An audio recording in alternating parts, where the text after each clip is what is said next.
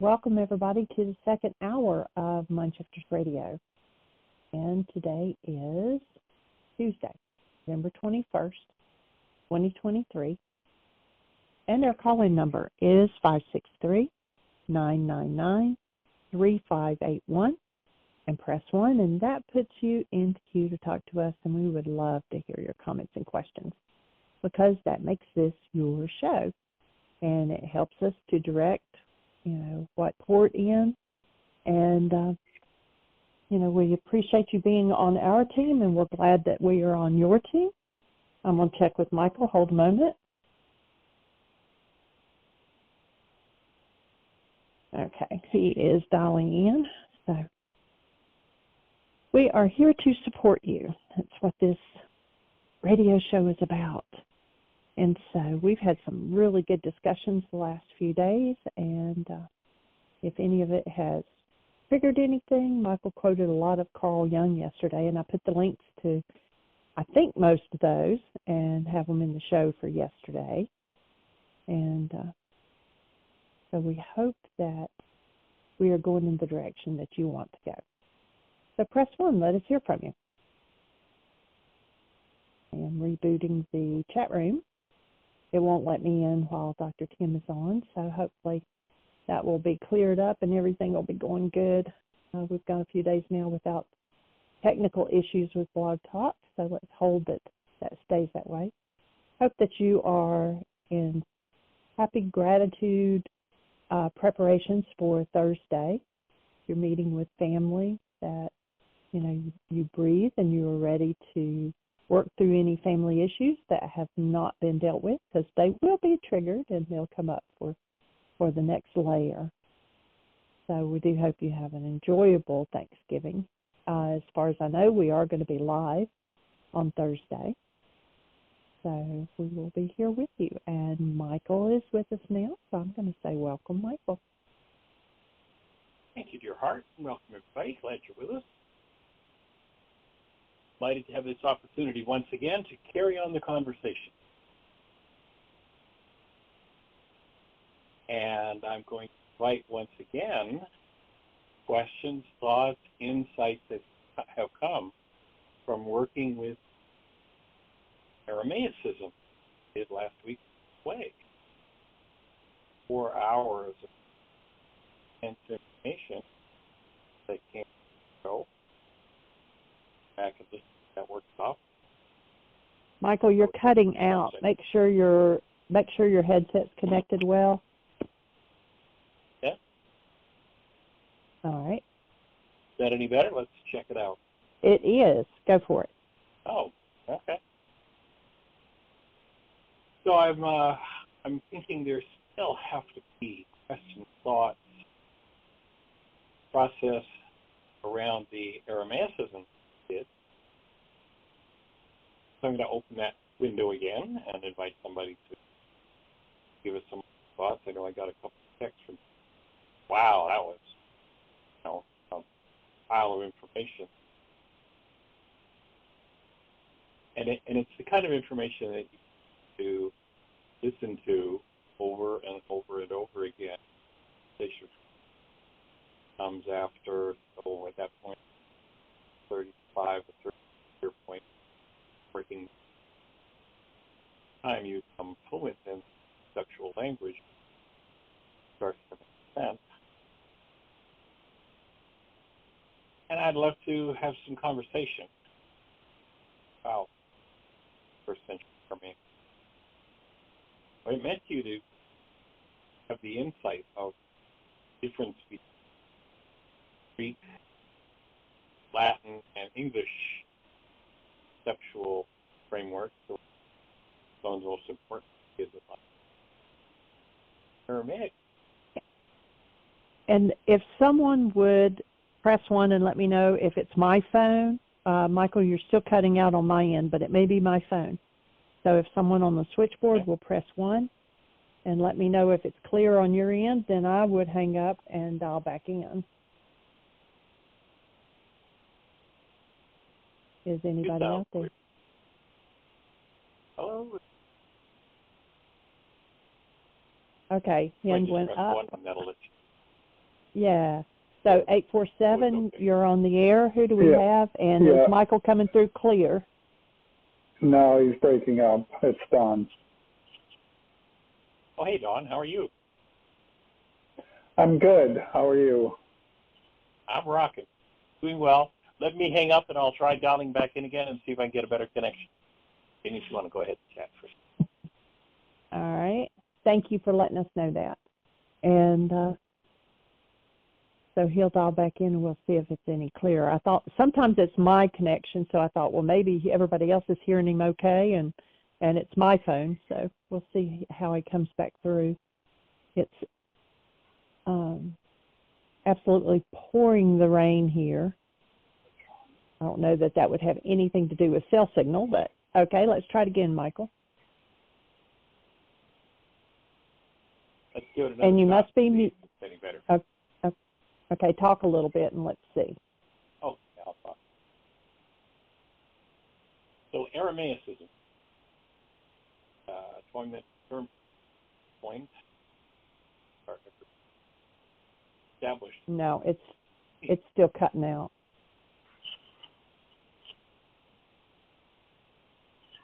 Well, do you have a second headset you can try?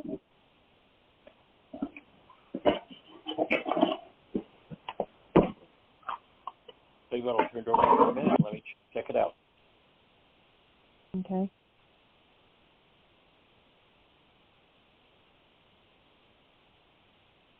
Okay. He says for me to go ahead. I don't have a whole lot to talk about here. So, I was working with someone this morning, and one of the things that came up was talking about the inner child. And they had attended a different kind of a workshop, and they were talking about how well all of it integrated with what we were doing. But it reminded me of something I wrote about in one of my psychology classes. And that was, it was a person called Erik Erikson, and he believed there were 8 stages in life, and if you didn't successfully move from one stage to the next, if you carried that into the next stage. And to be successful, you needed to complete, like, for instance, the first stage is up to 18 months, and it talks about trust versus mistrust. And if at the end of that stage, you still hold mistrust to those around you and everything, you move into the second stage, and that's where shame and doubt and all comes in, and the third stage is guilt, and so it just moves on up. And so the inner child work that he was talking about is basically the same thing, in that they go back and look at the situations when you were a child, or traumas and dramas and things that weren't dealt with back then, and being able to look at them and face them and forgive them. I don't think that the inner child work actually used the term forgiveness, but letting it go and getting beyond those issues and dealing with, you know, the things that you didn't handle when you were going through those stages of development. One of the things he said he was able to take into the group was introducing the people that were in the workshop to holding that newborn child and being love, and that's who we are. And he said everybody liked that idea. So, you know, he was able to take some of the work that we've been doing and introduce it to this new group. And so, anyway, Michael's back with us. Let's see if this headset's better. Well, let's see. We've got a brand new headset. Spare. It is much better. That's it, eh? You were really clear. Yep. Okay. Well, I guess that's so much for the old headset. In any event, Aramaicisms. You were starting to talk about some of the work that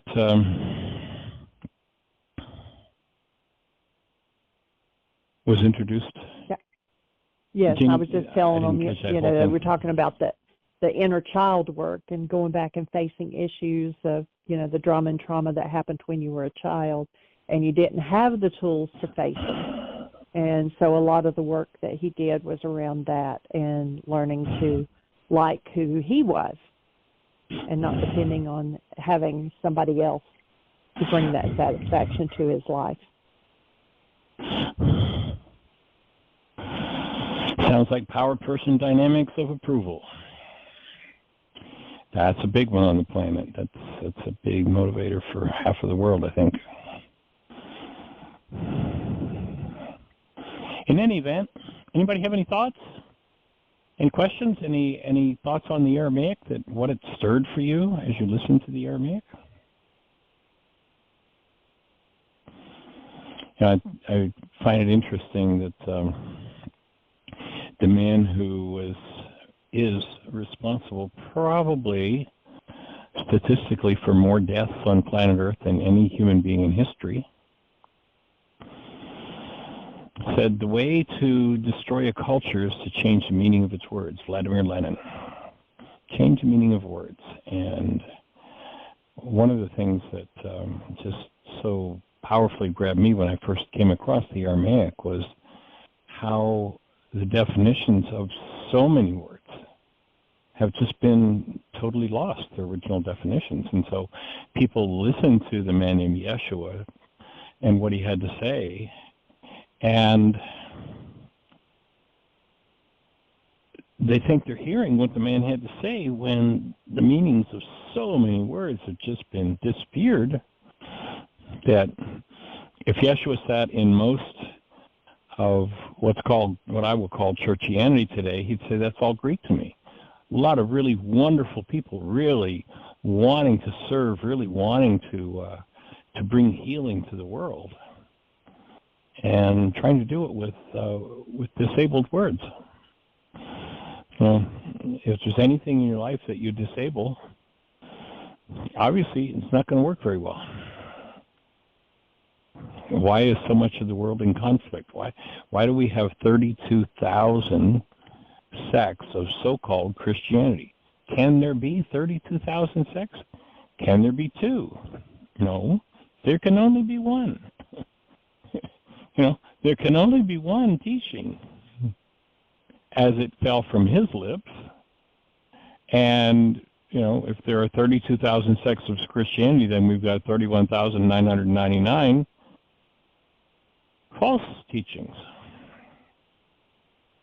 And of course, virtually everybody believes that they were born into the right one because they were threatened if they ever went against it, they'd go to hell. And that's why we don't have any religion here to teach. That's why that's not what this is about. This is about bringing the tools forward that the man Yeshua 2,000 years ago taught. Here's how it works. Here's how the mind works. Here's how human life works. Here's the first law. Here's how you live it. But when somebody speaks of those things, or thinks they're speaking of those things, but are speaking Greek, Latin, or English interpretations of those words, and the original's gone, so we're looking to restore the original set of tools.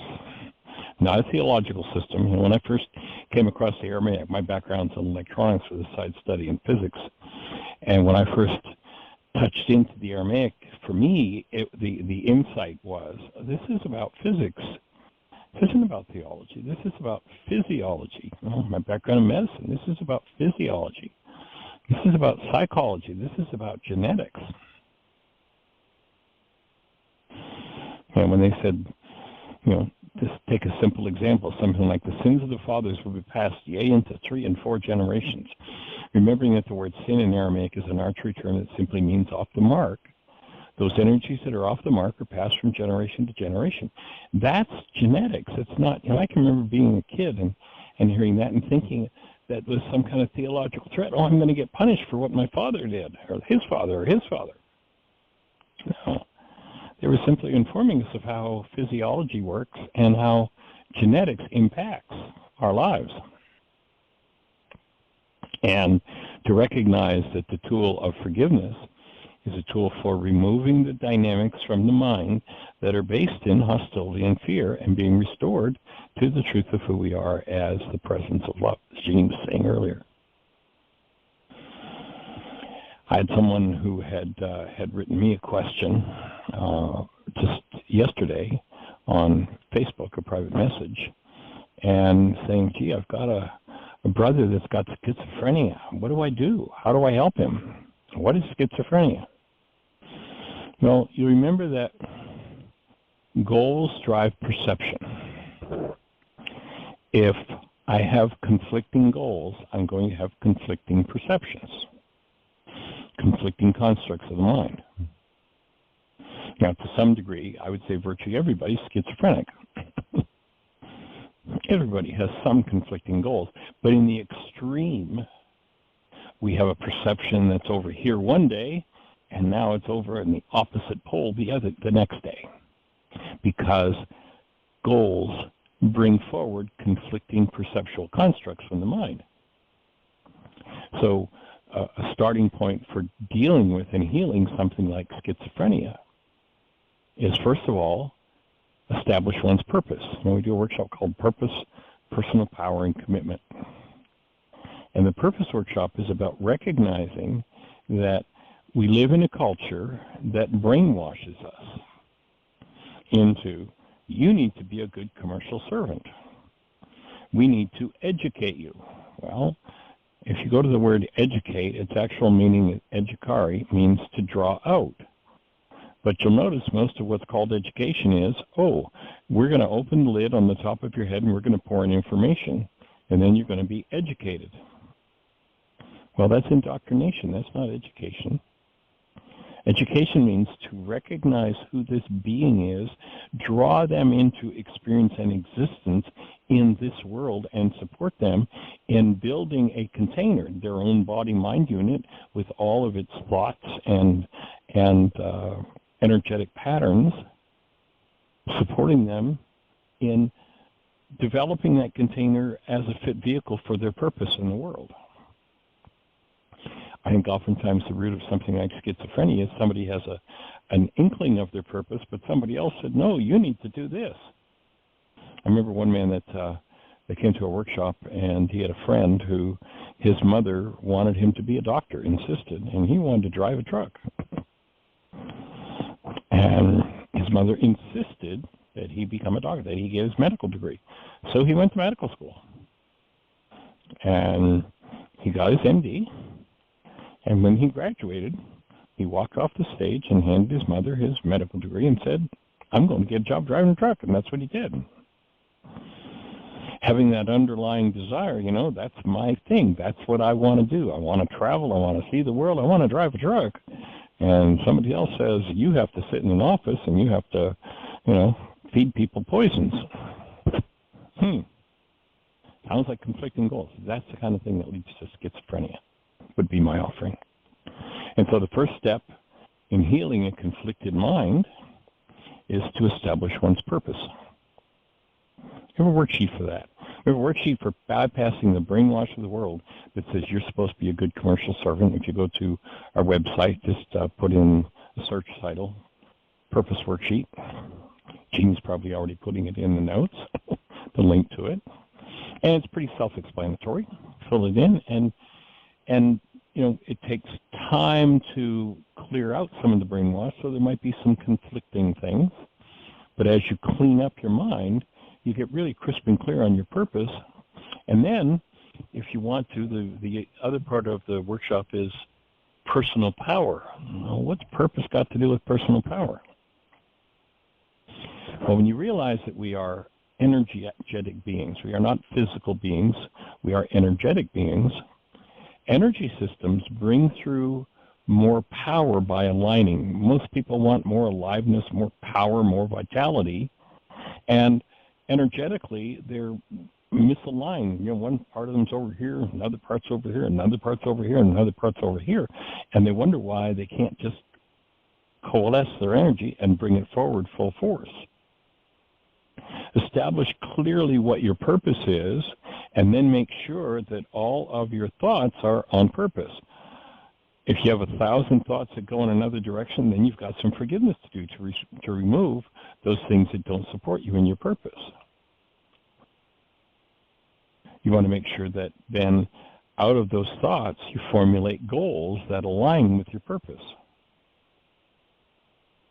When you come into alignment, you have a whole different level of energy flow through you, and that's personal power. So the focal point of that workshop is establishing and then taking the time to refine your awareness of your purpose, which may be very deeply in conflict with what the commercial system wants for you, for what your parents want for you, for what a spouse wants for you, for what your friends are doing. You know, you hear the phrase marches to the beat of a different drummer. That's somebody who's conscious of their purpose and is not just going along with the cultural program. That, you know, you have to go get a good job and make money. So as one cancels out, learns how to forgive and cancels out conflicting goals, then those conflicting realities will tend to subside. And one will have a consistent, persistent application of the awareness of purpose and the alignment of purpose with goals, so that one does things that are on purpose.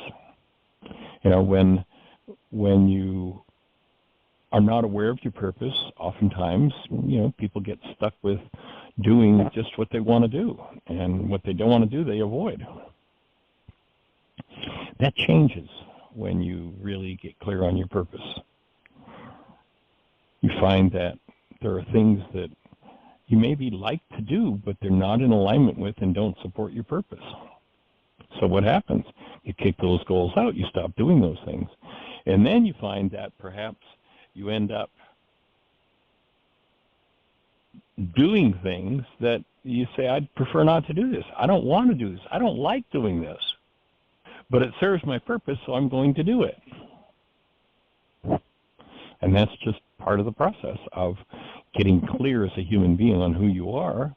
And, you know, in that workshop we talk about 2 levels of purpose. I'm not sure why I'm talking about purpose so much today, but there are 2 levels of purpose. There's what we call a primary purpose.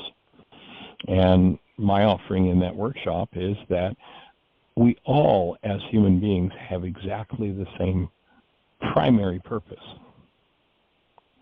And that is to be functioning, viable human beings. You know, if you had a child that was being born and that child had to participate in the building of its body, you know, it's kind of an automatic thing. You don't have to say, well, now it's time for me to develop a foot. Oh, I think I'll do a leg. Oh, I need an eyeball. I need some hair. No, that unfolds. But imagine that, you know, from conception on, the being that's going to inhabit that body has to build cell by cell, cell by cell. And, you know, does it for a few months. Is a lot of work. Man, there's a lot going on here. You know, lungs, liver, heart, blood vessels, bones, skin cells, toenails, fingernails, eyes. How do I keep up with all of that? And that person says, you know, I quit. I'm not going to do this anymore. That's about the point of 3 months in utero. What happens 6 months later when that child is forcibly ejected from the womb? They're going to be non-functional. They're going to be non-viable. So obviously, if you had to build your physical body yourself, you'd want to build a viable physical body so that at birth you would function as a human being. Well, my offering is that we are here to build a viable, conscious, spiritual body, to be aware of the higher faculties that go beyond the human mind, and to develop those faculties. And as those faculties are developed, to develop a viable, conscious, spiritual body. And my offering is that's the purpose of every person on the planet.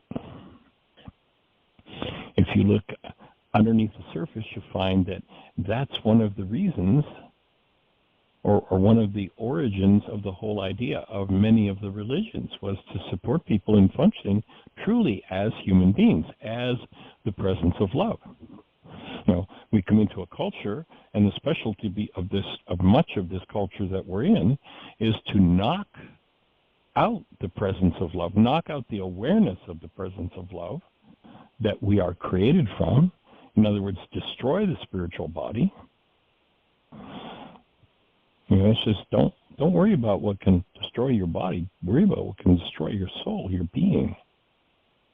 And we have a very deeply soul-destroying culture that raises children in hostility and fear and punishment and guilt and rage and literally insanity.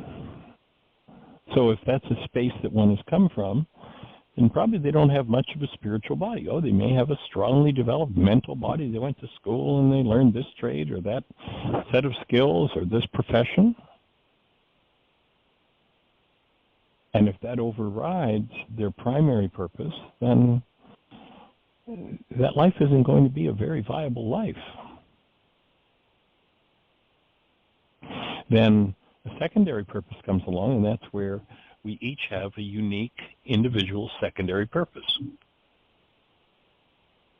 If we all had the same secondary purpose, there wouldn't be any truck drivers, or there wouldn't be any doctors, or there wouldn't be, how many professions would be missing if we each have our own unique, and the point of the Purpose, Personal Power, and Commitment Workshop and Worksheet is that those steps in that worksheet are a way to overcome the brainwash and get clear on what your purpose is, your unique secondary purpose.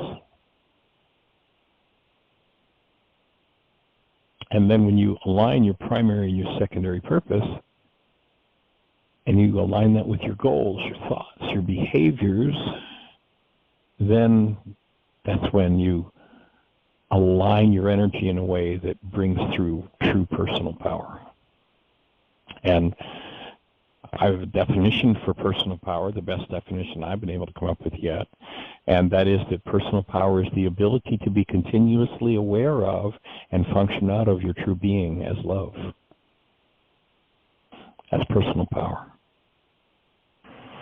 The person who has generational patterns they haven't resolved of hostility and fear fall out of alignment with love, fall out of alignment with the truth of who they are, and fall into that hostility and fear game.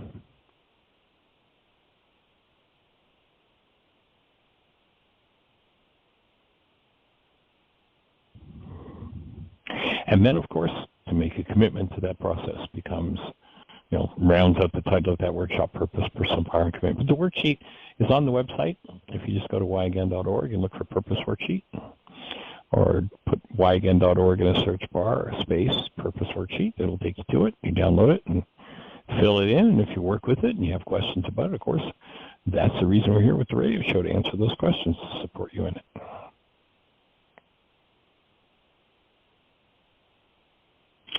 And when I think about, for me personally, the shift that took place in my life when I recognized what my real purpose was. And stepped into formulating goals. There was a point where when I first started to do this work, when I was first introduced to this type of thinking, it was somehow quite natural to me. It was very attractive, and I knew I had to participate in it. Actually, the first time I was invited to a workshop that was different than the culture's brainwash, I was in business, and I was in the restaurant business, and weekends were our big our really busy time. And the workshop I was invited to, the only time that it was offered was on weekends. So it was a monumental thing. It was in a city about 2 hours away that the workshop was happening. But I arranged for somebody to take over the restaurant, and went to the workshop, and I got there, and there were only a few participants in it, and the guy who had offered and was going to be teaching, and I'd paid for the workshop and all.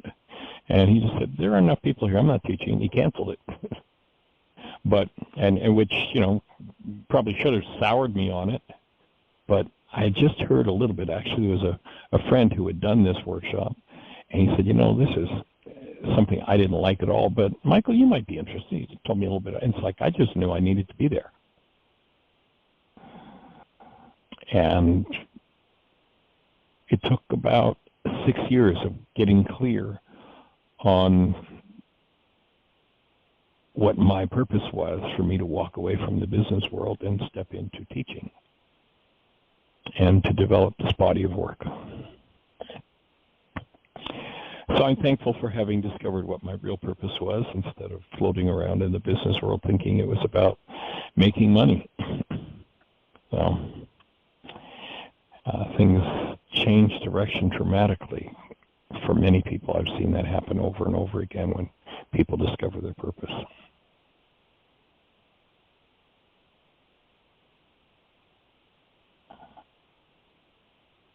So, Miss Jeanie, do we have anybody in the phone queue with a hand up? Anything happening in the chat room? And by the way, if you're listening to the show on one of those stations where we can't see you, where we're syndicated, if you dial directly into the show, number is 563-999-3581.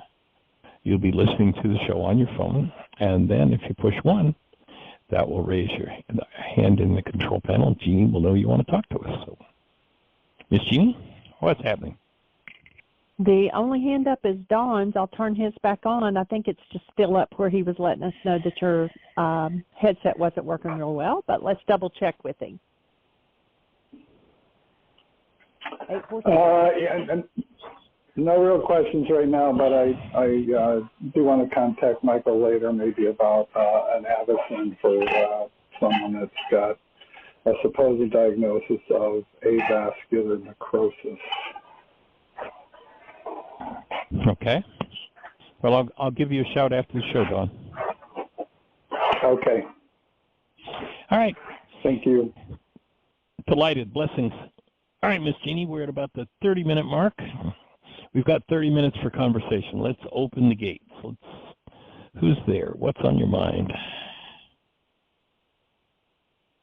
One press 1. 563-999-3581.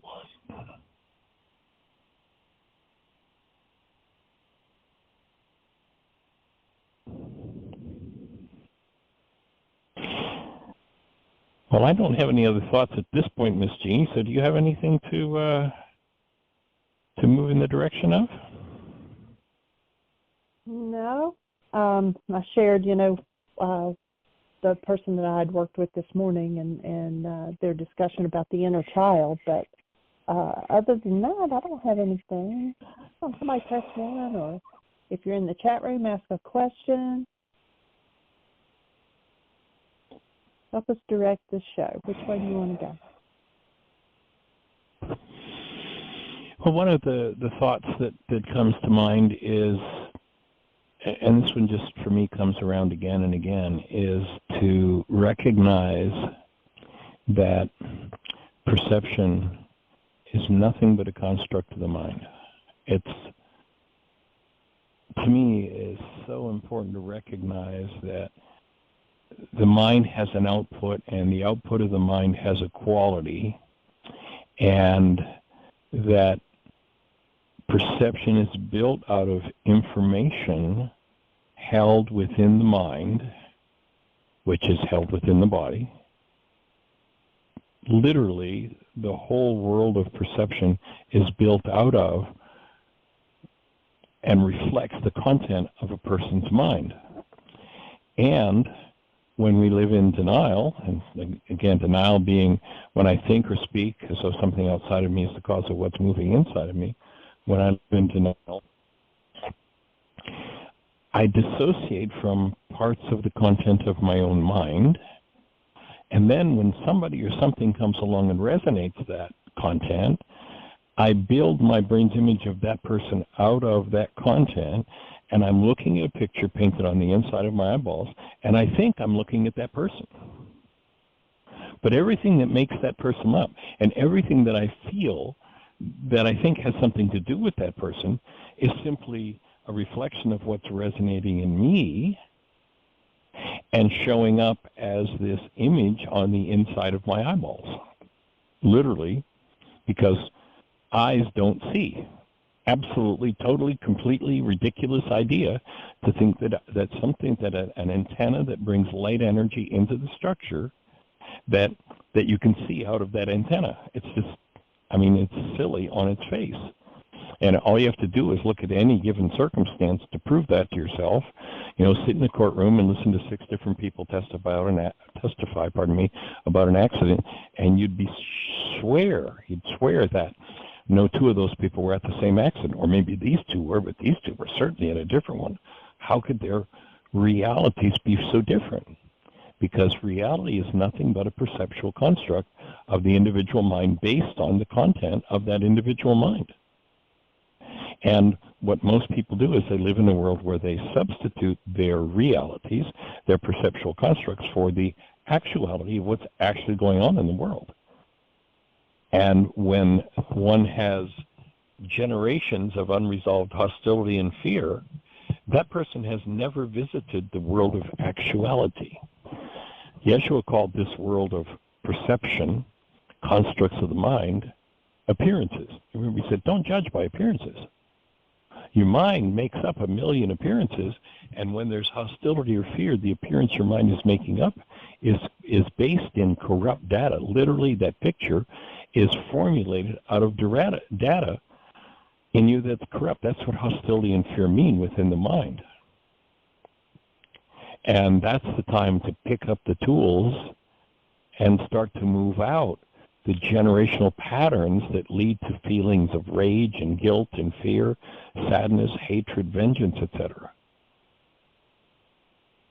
And as one cleans those things up, all of a sudden, people who yesterday were my perception of them was built of unresolved issues within myself. When I resolve those issues, all of a sudden those people become very acceptable. And that applies to oneself as well. If one has dissociated from content about themselves, or at least that their mind holds is about themselves, then they can be trapped in 1,000 different disturbances about what they think is themselves. And the self that they're looking at, the self that they're dealing with, is nothing but a construct of the mind, and usually based in power person messages that have been given to them. You have a question in the chat room along those lines. Oh, great, cool. Let's go for it. So how do you overcome resistance in facing self, facing responsibility for your part? Well, of course, there's this thing called cosmic grace, willingness, and I think the first step into willingness for most people is to recognize what's going on, to recognize the truth. You know, if I play this game and I live in denial and know it's all them, and them, and then I stop and somebody makes me aware that I've been through that particular painful reality 87 different times with 42 different people, then I think some awareness that, I'm the only one that was there every time, and I've blamed 42 different people for that. Could it possibly be, you know, is it even, you know, can I even entertain the thought that maybe I'm actually trapped in my own projections? Because how could it be that 42 different people have all done exactly the same thing? And then, you know, I found this person that I knew was different. And it wasn't long before the honeymoon was over, before they were doing it too. You know, the title of my book, Why Is This Happening to Me Again? The Why Is This Happening to Me Again experience is about constructs of the mind. It's not about what's happening in the world. It's not that, oh, they're doing the same thing over and over. It's that your mind is building your brain's image of them out of the same content. So for me, when somebody understands that, then, you know, if I'm tired and sick of being sick and tired, then I might start to say, well, okay, well, let me start applying these tools and see what happens. And we're not asking anybody to believe a word that I'm saying. In fact, I say the opposite. Don't believe a word. Go check it out. Try it out. Put the tool to work. Watch what happens.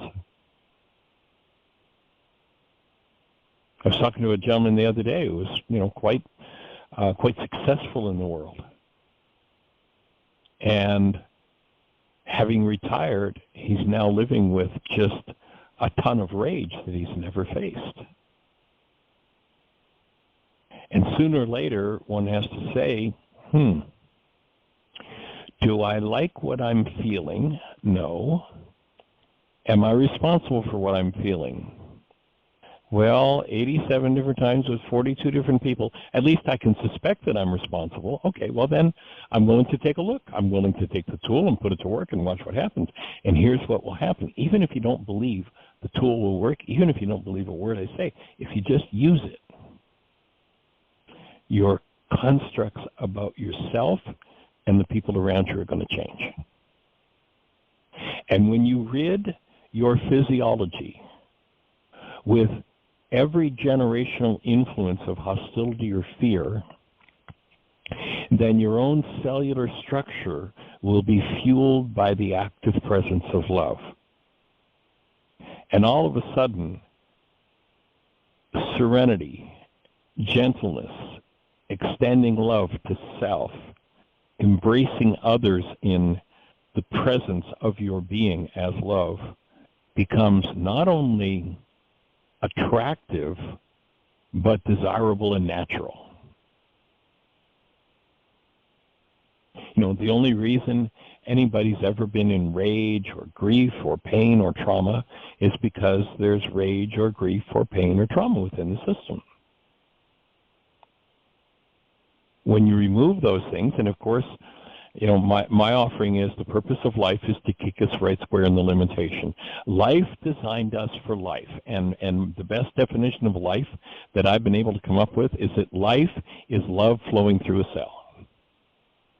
Anything we do to inhibit love flowing through a cell will result in that cell saying, ouch, that hurts, stop it. Now, if there's somebody in your life that you're saying, ouch, that hurts, stop it, go in and forgive as to your hurt, and you remove your hurt. Now, you may still not like what they're doing, but you don't have to hurt over what seems to be what they say or do. So each hurt is a call to remove from your section. Of course, short of somebody punching you in the nose. Nothing anybody says or does, nothing that happens in the world can quote unquote hurt you. But if there's hurt in there, 1,000 different people can come up and resonate that hurt. Our objective with this work is to introduce the tools with which, if you're willing, you can literally remove any experience of hurt. Any experience of hurt, because it's not natural to hurt. We're not designed for that. We're designed to live as the active presence of love. And using the tools is what will change the game. So I hope that makes sense. Any other thoughts for that caller on that in the chat room?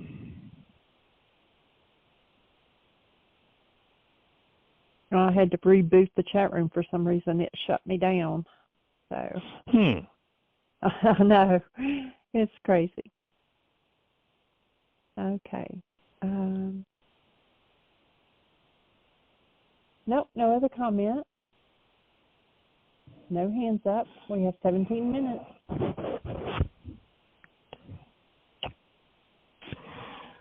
Well, we've got to have somebody out there with a thought for us. What's happening in your world? Or we can go back to this idea of, living in perception. When we live in perception, we live in a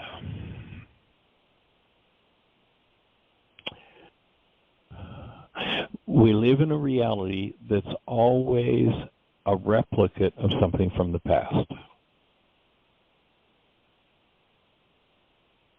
And people who live in perception, who, the world says, oh, that person is so brilliant. In the ancient teachings, that was called living in the mind of man. And anybody who is not aware of actuality, not aware of the actual energetic world, no matter how brilliant they are, is living in ignorance, because it's a reflection of past content, reorganized, rearranged. And when I can admit, Dr. Tim talks about this a lot, is that if I can approach something with the mindset of, I don't know anything about this. Well, there's some things I think I know, or some things I'm sure I know, but if I'm sure that I know it, then my perceptual mind will block any new possibilities. When I can approach something with, okay, so I really seem like I know all about this, and now what I'm going to do is I'm going to open the space to perhaps come to another level of understanding. You look at the world of education, or indoctrination, and one of the things that they tell us is that knowledge, what we know, becomes obsolete every 20 years or so. Like there's a whole new way of understanding and seeing the world, a whole new, this telescope that's come out. I mean, for tens of thousands of scientists, the Big Bang was the end-all and the be-all of creation. And now the evidence coming from this new, what's the name of the telescope? Whatever it is that's just come out in the last year or so. They're like, the Big Bang's obsolete. That which we tens of thousands of scientists knew is now obsolete. Well, anything coming from perception is going to become obsolete. Although it might be accurate information, it's still not the direct experience of actuality. And it's only when we are linked to, connected to the truth of the actuality every moment that our human lives really fire and really, step up to the plate, and we become really, truly, fully human.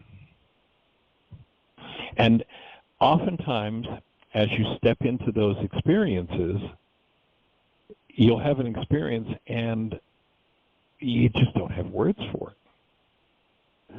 And you go back to Yeshua 2,000 years ago and the disciples, when he's conveying this idea to the disciples, they're like, well, tell us. And he says, there's so many things I want to tell you, but you can't hear them. You don't have the brain cells for them yet.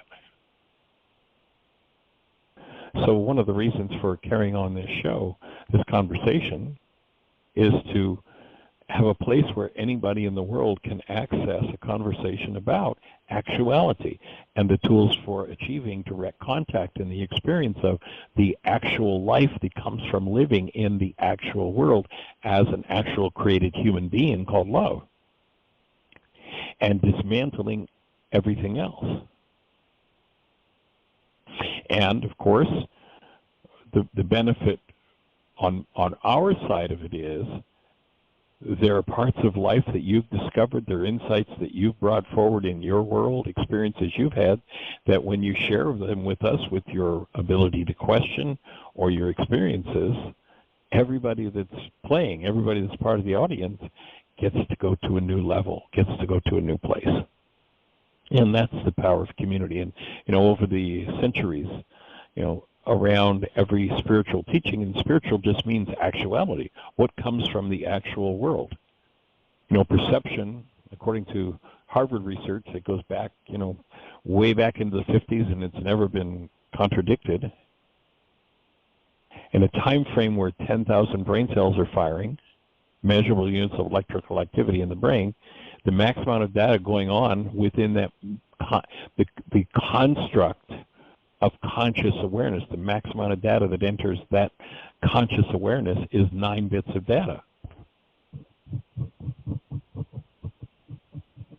And it's been estimated that in that same time frame, and according to the research out of Harvard, that time frame is about a 25th of a second.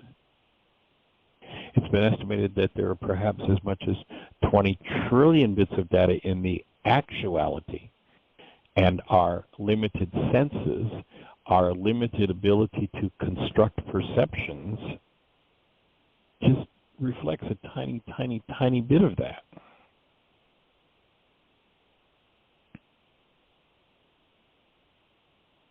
And my offering is that as we wake up as human beings, in our beingness is our capacity to be aware of, to function within the whole of the creation. Yes, including the comprehension of everything that that telescope is now showing us, which is like light years beyond what anybody had conceived the universe and the universes to be. So it's a pretty incredible journey to me, and I find that the more that I comprehend about actuality, the more I find I'm just scratching the surface. It's like I could easily spend 24 hours a day in research and study of so many different things.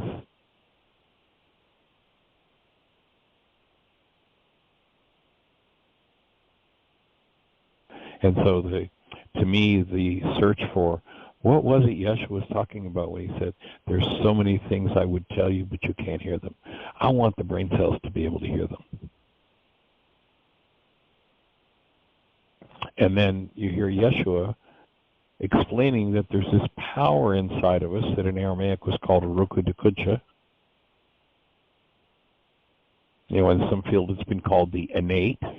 Other fields it's been called the unconscious. Other fields it's just been called energy. Everybody's talking about the same thing. There's only one thing to talk about. You know, Winston Churchill said we have the privilege of being separated by a common language. What does that mean? Well, if I have one set of brain cells attached to one word and you have a different set of brain cells attached to that word, then when we each use our words, we think we're talking about something different. But the truth is there's only one thing to talk about, and that's the event of creation and our part in it. And it's so far beyond a pea brain that's stuck in hostility, fear, gathering stuff, wanting power. There's so much unconsciousness in all of that, that utilizing the tools opens the unconscious dynamics, removes the generational and cultural issues that keep us locked into limited perception, and opens those higher faculties for us to experience the truth of who we are as human beings.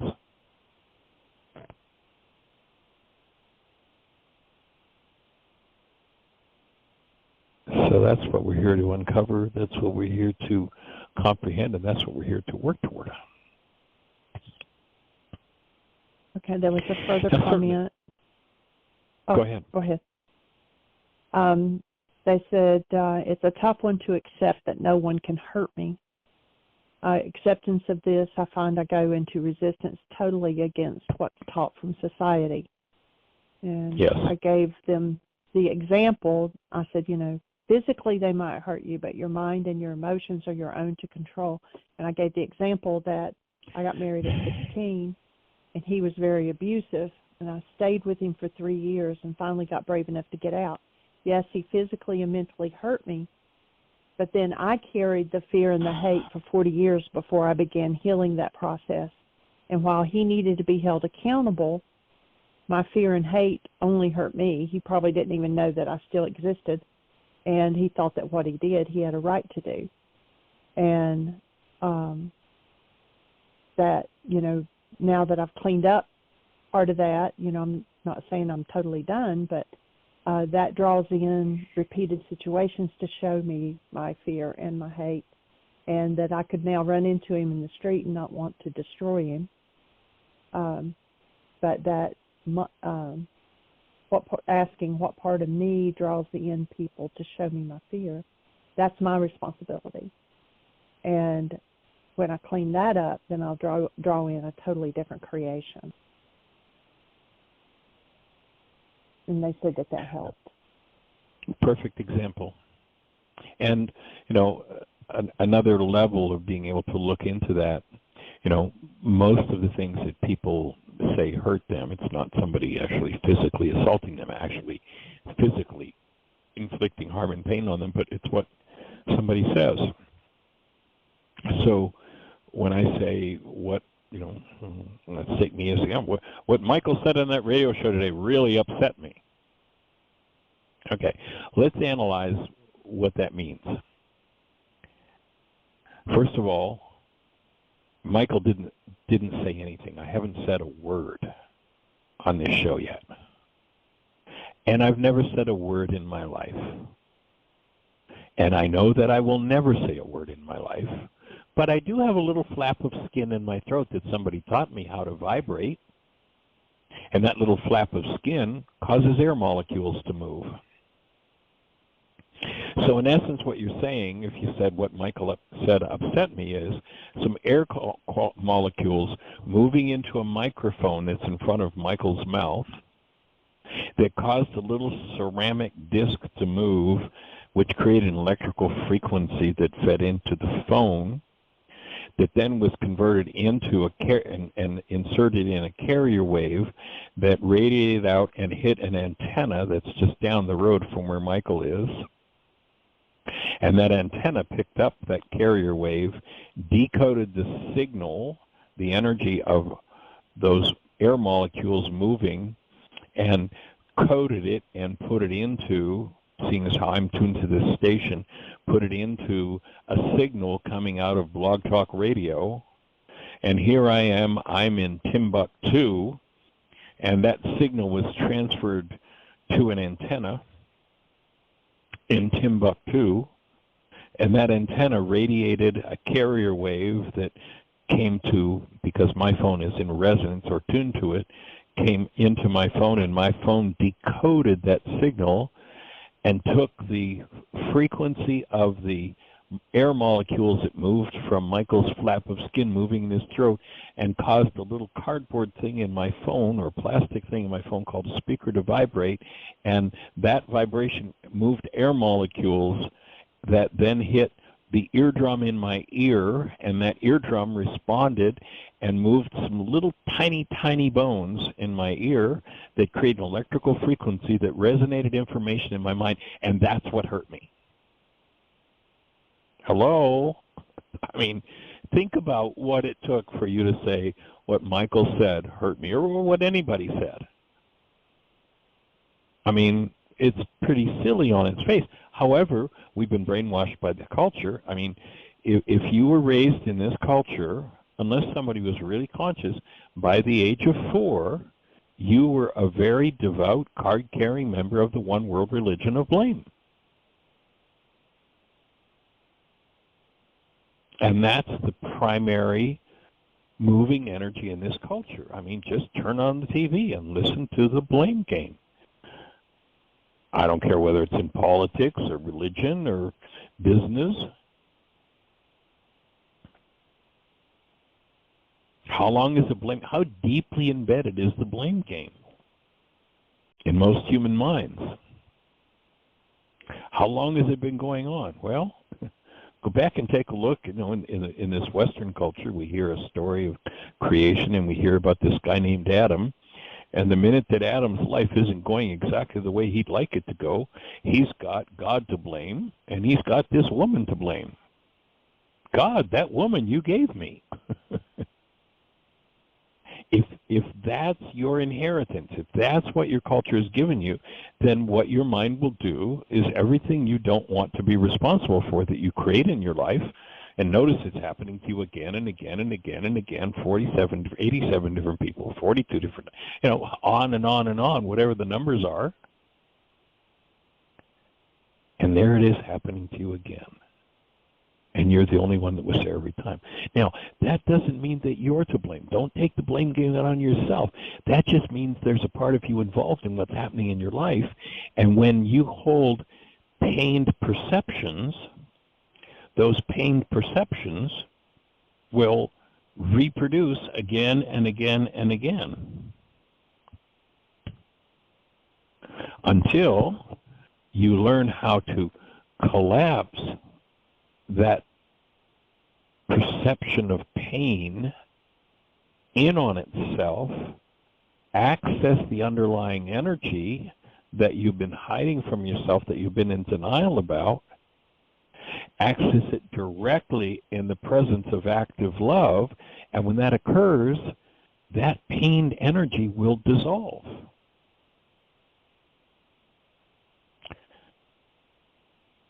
And then that person can say it. You may not like that they say it. You may want them to never say it again. But they'll say it, and you don't have to have that kind of response within you because you've removed it. And guess what? When you remove it, watch carefully. There's going to be not only a psychological and emotional discomfort that's going to disappear, but physical diseases are going to start to disappear from your life if you're ready to go to that level of responsibility and do that. That's what these souls are about, or at least what the world calls physical diseases, which of course is another ridiculous idea. If we listen to Einstein, Einstein says this: on such things as matter, we've been all wrong. What we have heretofore called matter is energy. Energy whose vibrations have been so low as to be perceptible to the senses. There is no matter. We don't live in a material world. So if we don't live in a material world, we don't have bodies. If we don't have bodies, we can't have physical diseases. There's nothing physical. It's all energy. And when you start to see life through the eyes of energy, your perceptual world changes dramatically. And it then, as you do your work, it becomes a pathway for stepping into, for walking into the world of actuality, that 20 trillion bit world, and comprehending from there. And that's when my offering is, that's when true human life begins. And we're here to support human life. We're here to support you experiencing your life as love moving through your cellular structure and you fulfilling the purpose for which you were created. And so I'd like to share this space with you. Have the best year yet of your eternal life. Thanks for joining.